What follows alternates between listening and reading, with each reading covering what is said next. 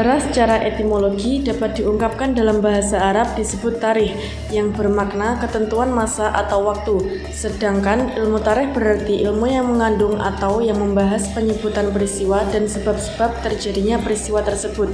Adapun secara terminologi berarti keterangan yang telah terjadi di kalangannya pada masa yang telah lampau atau pada masa yang masih ada. Kata tarikh juga dipakai dalam arti perhitungan tahun, seperti keterangan mengenai tahun sebelum atau sesudah Masehi dipakai sebutan sebelum atau sesudah tarikh Masehi. Adapun pengertian sejarah menurut para ahli sejarah yaitu yang pertama, sejumlah perubahan, kejadian dan peristiwa dalam kenyataan sekitar kita. Yang kedua, cerita tentang perubahan, kejadian dan peristiwa yang merupakan realitas kehidupan. Yang ketiga, ilmu yang bertugas menyelidiki perubahan, kejadian dan peristiwa yang merupakan realitas tersebut. Berdasarkan beberapa pendapat di atas, ilmu sejarah dapat diartikan sebagai upaya merekonstruksi peristiwa atau kejadian di masa lalu dengan menggunakan berbagai sumber berupa data dan fakta yang dapat dipercaya dan disusun secara sistematis dengan menggunakan metode dan pendekatan tertentu. Data dan fakta tersebut berhubungan dengan objek kejadian, waktu, tempat, pelaku, latar belakang, dan tujuan kejadian atau peristiwa tersebut.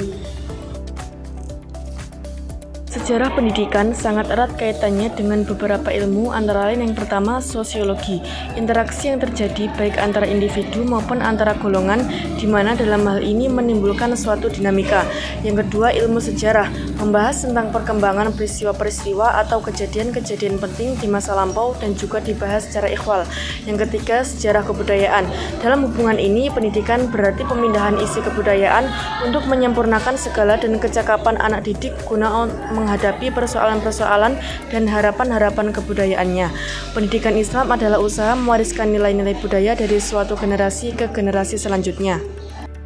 Ruang lingkup sejarah pendidikan Islam. Yang pertama, objek kajian sejarah pendidikan Islam adalah fakta-fakta pendidikan Islam berupa informasi tentang pertumbuhan dan perkembangan pendidikan Islam baik formal, informal, dan non-formal.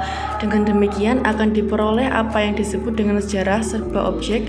Hal ini sejalan dengan peranan agama Islam sebagai agama dakwah penyeru kebaikan, pencegah kemungkaran menuju kehidupan yang sejahtera lahir batin secara material dan spiritual. Yang kedua, metode sejarah pendidikan Islam. Walaupun terdapat hal-hal yang sifatnya khusus, berlaku kaidah-kaidah yang ada dalam penulisan sejarah. Kebiasaan dari penelitian dan penulisan sejarah meliputi suatu perpaduan khusus keterampilan intelektual.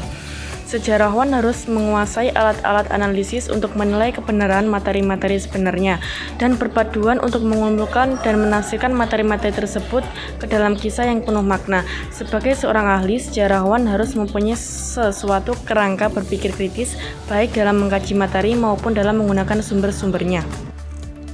Tujuan dan manfaat mempelajari sejarah pendidikan Islam.